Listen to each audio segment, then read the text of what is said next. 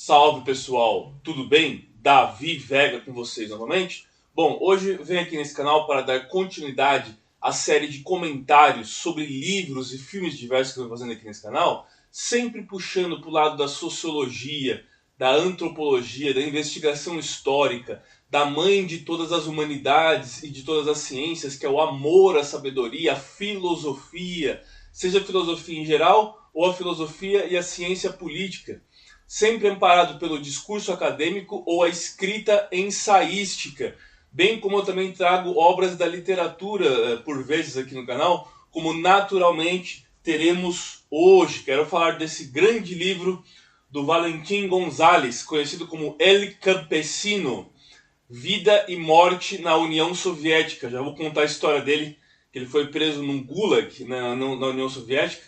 É um livro muito curioso, né?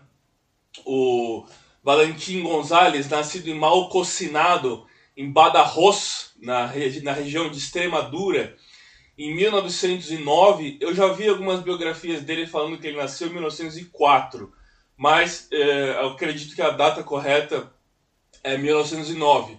E ele faleceu em Madrid em 1983.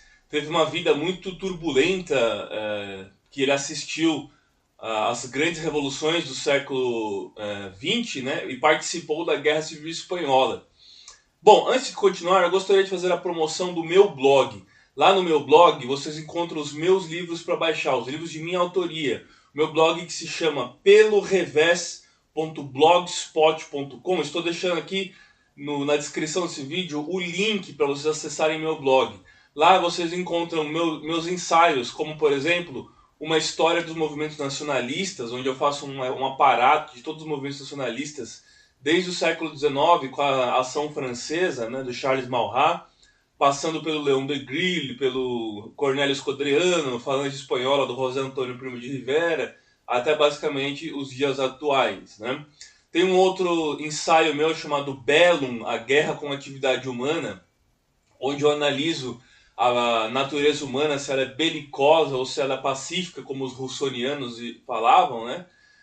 E se ela é belicosa, como os robesianos falavam. E, além de trazer essa discussão antropológica, eu faço um aparato das principais revoluções e guerras desde a antiguidade até os dias atuais. Tem minha trilogia de romance histórico, de aventura, né? As Aventuras do Donoso Bueno.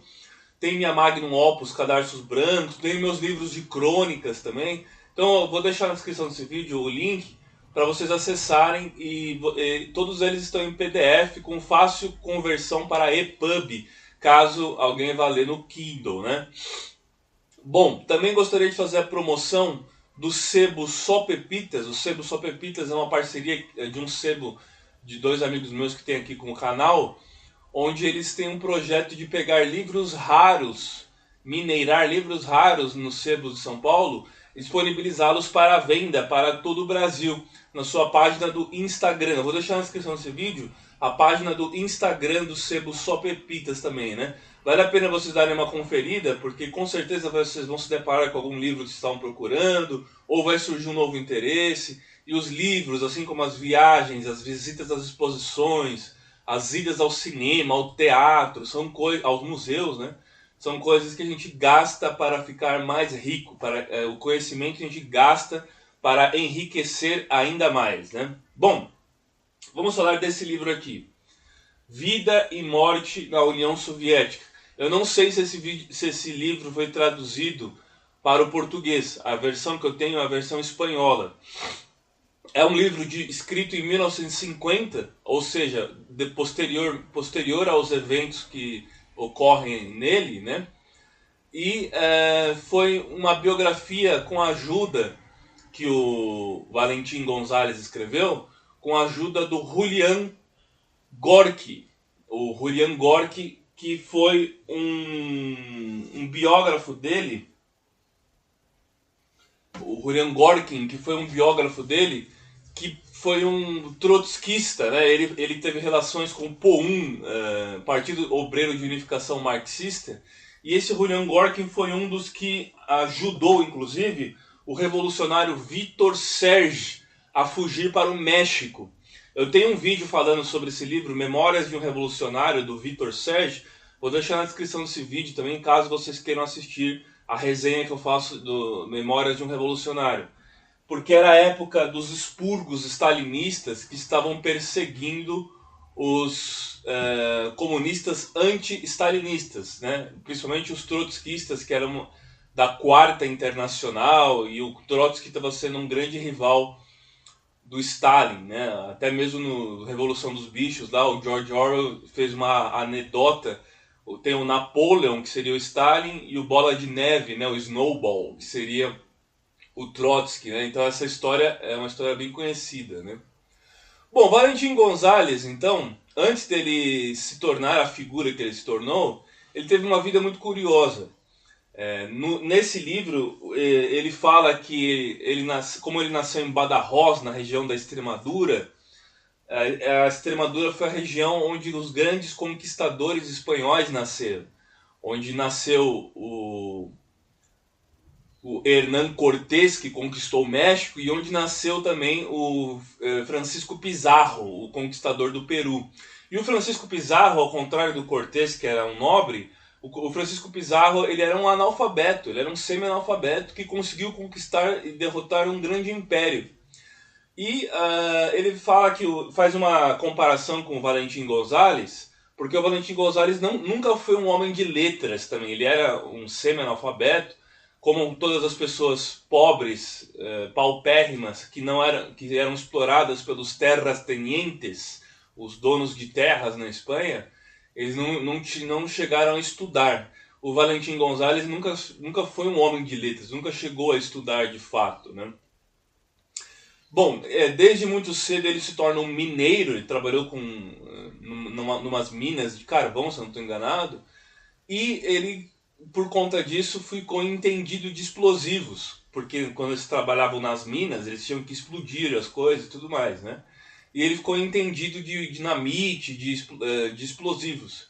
E ele vai se juntar durante os anos 20, na época da ditadura do Miguel Primo de Rivera, que era pai do José Antônio Primo de Rivera.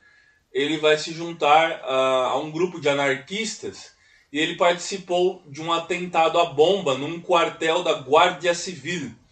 E esse atentado matou 4 guardas civis, né? Ele participou desse atentado à bomba, e o atentado à bomba chegou a matar 4 guardas civis, né? 4 guardas, né? E aí era uma época efervescente de atentados, a época do General Primo de Rivera. Depois do General Primo de Rivera, o rei Alfonso XIII retorna ao poder, mas ele vai renunciar em 1931, quando é proclamada a Segunda República. E o Valentim González, o El Campesino, esse apelido El Campesino ele vai ganhar durante a Guerra Civil, né? Ele vai se juntar ao Partido Comunista em 1929. Então, em 1929, ele se junta ao Partido Comunista e em 1931 ele acompanha e assiste a chegada da Segunda República Espanhola, né? Bom, o Ilya Ehrenburg também teria escrito uma biografia não autorizada e mentirosa sobre o Valentim González, né? O El Campesino.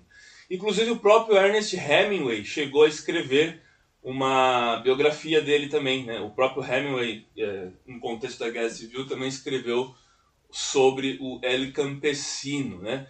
Durante os anos 20, na ditadura do Miguel Primo de Rivera, que se eu não me engano começou em 1923, ele também participou dos Tércios. Os Tércios era da Legião Espanhola, né? Só que ele acabou sendo expulso por indisciplina. Ele não era um homem disciplinado, um militar disciplinado. Ele não se sujeitava à hierarquia. Por isso que se tornou um grande revolucionário depois na Guerra Civil Espanhola, né? Bom, ele vai assistir todo o período da Segunda República. Teve o levante dos mineiros das Astúrias em 1934 e a morte do Calvo Sotelo, seguido da vitória das eleições da vitória das eleições de 1936 pela Frente Popular. Isso vai marcar o início da Guerra Civil Espanhola. O El Campesino, então, ele vai se juntar a uma milícia tinha os brigadistas internacionais, as brigadas internacionais que vão chegar logo depois no conflito, e ele vai liderar a 10ª Brigada Mista. Então ele vai começar a já ter seu posto de liderança. Ele participou da Batalha de Guadalajara. Guadalajara foi uma batalha onde os voluntários italianos do Mussolini, que estavam a serviço do general Franco, sofreram uma grande derrota, né? Sofreram grandes baixas. Os republicanos se deram muito bem na Batalha de Guadalajara. E ele vai participar de outras batalhas também, inclusive a Batalha de Teruel. E na Batalha de Teruel, o meu avô, que está nessa foto aqui, eu guardo essa foto do meu avô de militar, ele participou da Guerra Civil Espanhola e lutou nessa Batalha de Teruel. Esse é meu avô Blas Vega, numa foto de 1933. Só que meu avô lutou do lado das forças nacionalistas, do lado do general Franco. E o Valentim González vai lutar do lado dos republicanos, né? Bom, o Valentim González depois, ele foi um dos poucos peasants, né, camponeses, que era o seu apelido, campesino, né, que conseguiu chegar ao posto de oficial. Então ele subiu muito, muito rápido. Ele era muito valente, ele usava uma barba, e aí eles falavam que a sua força vinha da sua barba, igual o Sansão, né, a força do Sansão que vinha do cabelo do Sansão, né. Então eles faziam essa anedota com ele, que a sua coragem e bravura vinha da sua barba, né. Depois, durante a guerra, ele vai ser enviado para comandar uma divisão inteira. A divisão 46ª, né? A divisão 46. Essa divisão 46, ele vai conseguir então ter contato com grandes nomes, grandes oficiais republicanos, como o Henrique Lister e o Juan Modesto, né? O Henrique Lister e o Juan Modesto. E tinha lá a Passionária, que era a Dolores Ibarruri, uma líder comunista também, política comunista, que ele vai ter contato. E todas essas figuras vão ser muito importantes depois da Guerra Civil Espanhola, quando ele vai ser enviado à União Soviética. Ele lutou na Guerra Civil Espanhola em todas essas frentes, né? E mais pro final da guerra, do meio para o final da guerra, em 1937, acontecem as Jornadas de Maio, os expurgos stalinistas. E os stalinistas começam a perseguir os trotskistas, e principalmente os anarquistas também, e o El Campesino vai ficar incomodado com isso, ele vai se opor ao stalinismo. O Henrique Lister não, o Henrique Lister vai ficar fiel ao PCB, ao Partido Comunista, PCB não, desculpa, ao PCE, ao Partido Comunista Espanhol. Ele vai ficar, o Lister e a Dolores Ibarruri vão ficar a favor dos stalinistas, né?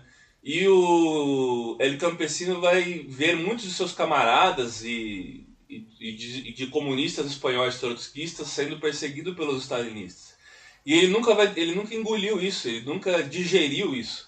E isso vai ser o motivo que ele entrou em conflito com os soviéticos na União Soviética. Vamos falar disso. Os soviéticos comandavam a 5ª Brigada, né? A quinta Brigada, e essa 5ª Brigada foi muito famosa, né? Dos brigadistas internacionais, né?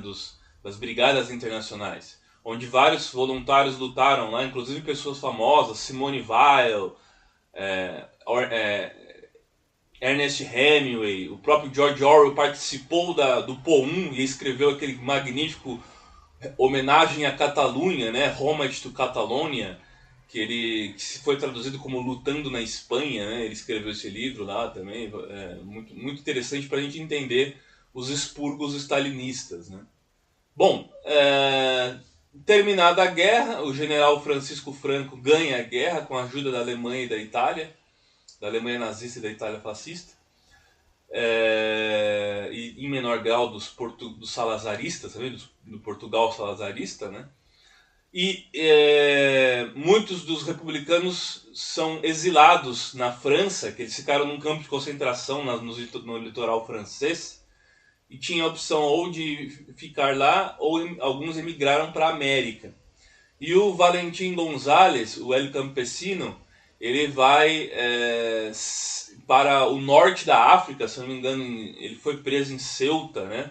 Mas ele vai para a região da Argélia, se eu não me engano. Ele já tinha sido preso em Ceuta uma vez, quando ele participou dos terços, se eu não estou enganado. E aí ele vai ser... vai ficar preso vai para o norte da África, e do norte da África ele vai pegar um navio que vai para a União Soviética. E ele vai participar da Academia de Frunze, o grupo de Frunze. Ele vai para Leningrado. Junto com ele vai o cérebro do Partido Comunista Espanhol, que era o Henrique Lister, o Juan Modesto, o Santiago Carrillo, que era o líder do Partido Comunista, e a Dolores Ibarruri, La Passionaria, vai com eles também. Essa Dolores Ibarruri, La Passionaria, tem uma história muito curiosa. Ela era casada com um miliciano que era 17 anos mais novo que ela, né? Ela era uma líder comunista e ela lançou aquela frase: Madrid será a tumba do fascismo, né? No passarão, não passarão, né? Madrid será a tumba do fascismo, né? Foi ela que lançou essa máxima e tudo mais, né? Então ele vai para ele e outros comunistas e os líderes comunistas vão para a União Soviética. Até então eles foram recebidos como heróis, o El Campesino também por sua atuação na guerra e tal, mas depois as diferenças vão aparecer, né? Essa academia de Frunze, eles participavam de... Se não me engano, ele vai de Leningrado a Moscou, e em Moscou ele vai participar da academia de Frunze. Essa academia de Frunze ensinava eles táticas militares e tudo mais. E o curioso é que ele fala que eles receberam novas identidades. Eles não podiam usar as mesmas identidades. E aí o campesino ficou conhecido como Piotr Antonov. O Piotr Antonov. E ele foi proibido de ser chamado de El Campesino na União Soviética. Tinham que chamar ele de Piotr Antonov. Bom, então com essa identidade de Piotr Antonov, eles vão ficar naquele famoso Hotel Lux, em Moscou, né? E aí ele fala do Pravda, do jornal Pravda e tudo mais. E aquela época era a época dos grandes expurgos. O Stalin chegou a perseguir e matar 90% dos seus generais, né? E nessa academia Frunze, por exemplo, ele vai falar que nos cursos que ele tinha sobre artilharia, um professor chamado Zhukov participou, era professor lá, né? E o Zhukov foi aquele comandante muito famoso da Segunda Guerra Mundial. Isso foi antes da Segunda Guerra Mundial. Foi entre a Guerra Civil Espanhola e a Segunda Guerra, de 39 a 40, né? E a Segunda Guerra, né? De 39 a 40. E ele vai falar desse professor Zhukov, que foi o militar russo mais famoso, herói da Segunda Guerra Mundial, né? Que viria a ser herói da Segunda Guerra Mundial no contexto da Operação Barbarossa, que os alemães romperam com o pacto Molotov-Ribbentrop, né? E ele vai narrar nessa época que a maior ameaça para a União Soviética não era a Alemanha. Eles tinham feito um pacto nazi-soviético com os alemães, Ribbentrop-Molotov, e ele fala que as democracias ocidentais o imperialismo das democracias ocidentais era uma ameaça maior para a União Soviética do que a própria Alemanha na época, né? E ele fala que o Buro, né, o Politburo russo e tudo mais, eles espionavam a tudo. E era uma época de delação, onde os vizinhos delatavam os próprios vizinhos para o regime. E qualquer coisa que fosse considerado subversão, a pessoa já era presa. Você tinha que ser um fanático defensor do regime e não podia tecer nenhuma crítica ao regime. Isso me lembrou muito daquele livro, O Arquipélago Gulag, do Solzhenitsyn, né? Que qualquer hora eu vou fazer um vídeo no canal sobre o Arquipélago Gulag também, é um clássico sobre os gulags. E um outro livro também do Nicolai Sofran, romeno, que foi preso num campo de concentração comunista da Romênia. Ele fugiu desse campo de concentração da Romênia e veio para o Rio de Janeiro, né? Ele se tornou taxista no Rio de Janeiro, trabalhou como taxista no Rio de Janeiro. E ele escreveu um livro chamado Fuga do Inferno, e é onde ele faz algumas anedotas. Ele tem até um tom de humor no livro, né? umas anedotas ao comunismo, como por exemplo, por que tudo, se tudo está bem, por que tudo está mal? Ah, é porque tem que ter a dialética. Então ele já faz uma piada falando da dialética marxista e tal. Aí ele tem uma outra frase dele famosa também que é: o capitalismo é a exploração do homem pelo homem e o comunismo é o contrário, ou seja, é a mesma coisa, né? Sempre haverá a exploração do homem pelo homem e tal. Então é um livro que me marcou muito também, isso, Fuga do Inferno e o Arquipélago Gulag, do Solzhenitsyn, certo? Bom, o campesino, ele não queria ficar na União Soviética, ele queria voltar para a Espanha e organizar guerrilhas, as guerrilhas contra o general Franco, né, contra o franquismo, que saiu vitorioso da guerra. Então ele não queria estar lá, ele queria voltar para a Espanha para organizar guerrilhas contra o regime franquista. Nessa época do pós-Guerra Civil Espanhola, dos anos 40, tinha os chamados maquis. Os maquis eram grupos comunistas, principalmente na Galícia e nas Astúrias, né, que combatiam o regime franquista, né? E ele queria estar no meio de tudo isso. Mas na Academia Frunze, ele recebia instruções e aulas e instruções militares, né? Até que ele começou a ficar enorrado, né? Começou a ficar enojado de tudo aquilo. E numa aula, o professor teria perguntado para ele: qual é o exército mais poderoso do mundo? Ele falou que era, e ele respondeu que era o exército alemão. Nessa época, a NKVD, não era a KGB ainda, era a NKVD, era a polícia secreta soviética. Ela dominava tudo, ela dominava todas as instâncias. Você estava sendo observado pela NKVD o tempo inteiro, né? E ele fala que o exército mais poderoso é o exército alemão. E aí eles perguntam, por que não é o exército russo, né? E aí ele vai lá e critica, falando que o exército, que a Rússia só servia para produzir prostitutas e alimentar bem o politburo, alimentar bem a elite, enquanto o povo passava fome. Ele foi muito audaz de dar essa opinião na Academia Militar Frunze soviética, né? E aí eles começaram a perseguir ele e puniram ele. E aí perguntaram para ele por que ele estava tendo essa atitude, e ele acusou os stalinistas, a União Soviética, por todos os crimes que eles cometeram na Guerra Civil Espanhola. E ele nunca tinha digerido isso muito bem, das jornadas de maio de 1937. E aí ele critica, falando que eles perseguiram vários camaradas, mataram vários trotskistas, vários revolucionários comunistas também. Os próprios comunistas foram mortos por comunistas e tal. E eles ficam nervosos. E aí puniram ele. E aí ele vai ser enviado a trabalhos forçados no metrô de Moscou. E aí ele fala no livro que o metrô de Moscou é o trunfo mais bonito, é o cartão postal da União Soviética, né? Aquele metrô cheio de lustres belíssimos, estações com músicas clássicas, tal, que seria o triunfo do coletivismo, né? Enquanto os Estados Unidos na Guerra Fria tinha aqueles carros grandes, banheironas grandes, que consumia vários gasolinas, né? Vários combustíveis e tal, que era o individualismo, né? Carros que era para servir uma ou duas pessoas. A União Soviética tinha forte no transporte público, no transporte coletivo.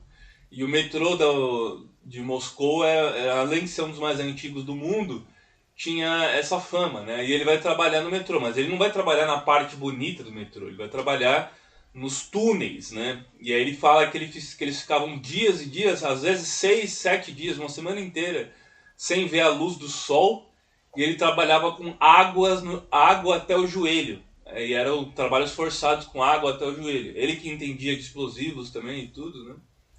Então ele vai trabalhar no metrô de Moscou com essa punição, né? Essa punição por ele ter dito, ter enfrentado o Partido Comunista, né?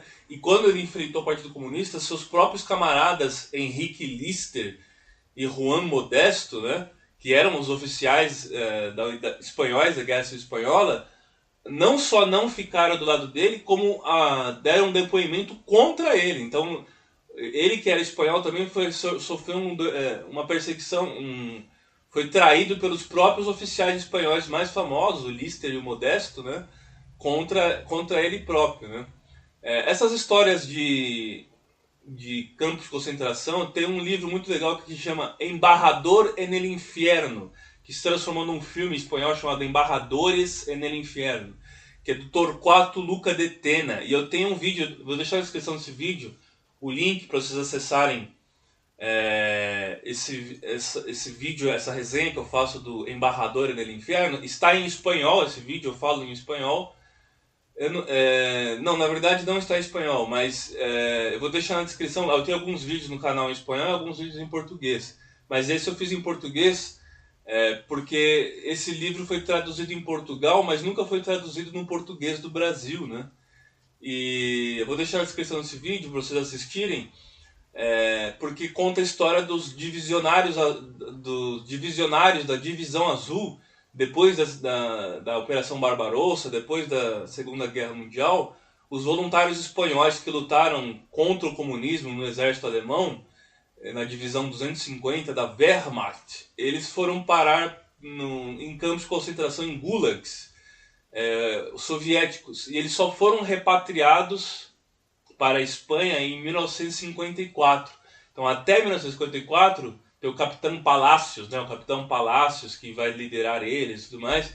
Eles vão ficar presos nesses campos de trabalho forçados. E esses campos de trabalho forçados, eles não são uma coisa que só aconteceu durante o stalinismo. Na época do czarismo, era a Sibéria, né? As prisões da Sibéria eram utilizadas também. O próprio Fyodor Dostoiévski foi preso na Sibéria, né? Ele escreveu a recordação da Casa dos Mortos, né? Recordações da Casa dos Mortos, ou Memórias das Casas dos Mortos, que eu tenho um vídeo no canal, vou deixar na descrição desse vídeo também o link para vocês acessarem meu comentário sobre a Recordação da Casa dos Mortos, do Dostoiévski. Só que esses campos de trabalhos forçados, principalmente os da Sibéria, os gulags, eles vão se intensificar e se tornarem muito piores do que na época do czarismo, na época do stalinismo, né? O stalinismo foi ainda mais brutal com os prisioneiros que iam para esses campos, mais ainda do que os anos obscuros da época do absolutismo, do czarismo, né? Bom, ele fala também que esse paraíso da União Soviética era um mito, né? Porque era um país totalmente espionado, observado o tempo inteiro, você não tinha privacidade para nada, e a qualquer momento você poderia ser delatado e preso, né? Quando ele estava nos seus trabalhos forçados no metrô de Moscou, ele vai ser enviado ao Uzbequistão. Ele vai ficar em Tashkent, no país que é da Rota da Seda, né? Que era soviético na época, né? Era território soviético. E aí ele vai fugir para Moscou, isso foi em 1943, né? Depois ele foge para Moscou e depois ele é enviado em Lubyanka. Ele vai ser preso em Lubyanka. Numa dessas fugas, ele foi preso e solto várias vezes, né? Numa dessas fugas, ele vai parar em Teherã, no Irã. Ele consegue fugir para o Teherã e ele é recebido por ingleses, né? Tinham ingleses lá na região do Irã e ele vai ser muito bem tratado. Eles deram roupas novas para ele, deram comida para ele, alimentaram ele e tal. Só que depois, isso vai ser na época da Conferência de Yalta, na época em plena Segunda Guerra Mundial, quando o Churchill, o Roosevelt e o Stalin se reuniram. E o Stalin acaba se tornando aliado dos Estados Unidos e da Inglaterra. E aí, nessa época, os soviéticos vão até o Irã e os antigos prisioneiros deles vão ser entregues pela própria Inglaterra para os russos, né? Uma vez que eles eram aliados. E aí ele vai voltar para a prisão na União Soviética, ele vai ser preso novamente, e aí ele vai sofrer um interrogatório. Nesse interrogatório, eles vão perguntar para ele por que ele estava com roupas novas e bem alimentado e tal, e ele vai falar, foram os ingleses que fizeram isso. Dos russos eu nunca tive nada, né? E aí ele conta como era brutal a tortura e o interrogatório do Gulag, né? Ele vai falar, por exemplo, da NKVD, que eles não deixavam os prisioneiros dormir. e sempre os interrogatórios eram de madrugada, era à noite, né? Eram à noite. E eles não deixavam ele dormir, né? Ele ficava com sono, e o sono é uma espécie de tortura, não deixar o prisioneiro dormir. Com holofotes, luzes fortes no rosto, né, para não deixar ele dormir, e às vezes barulho também, fazendo barulhos para impedir que o prisioneiro durma, né? Isso é uma das coisas que os próprios soldados norte-americanos estavam fazendo com os iraquianos na guerra do Iraque, né? Eles colocavam inclusive música de heavy metal, deixava grandes caixas de som tocando heavy metal o tempo inteiro para impedir os prisioneiros de dormir. É uma forma de tortura, né? Bom, no livro fala que ele foge para Baku com um amigo espanhol também, que era espanhol também, chamado Lorente, né? Só que aí eles vão para Teherã e eles vão ser pegos no Irã, né? Como eu disse. Bom, ele passou todo o período da Segunda Guerra Mundial na União Soviética como prisioneiro, né? Ele que chegou lá como herói da Guerra Civil Espanhola, acusou as perseguições stalinistas, foi preso e acabou sendo torturado nos gulags, né?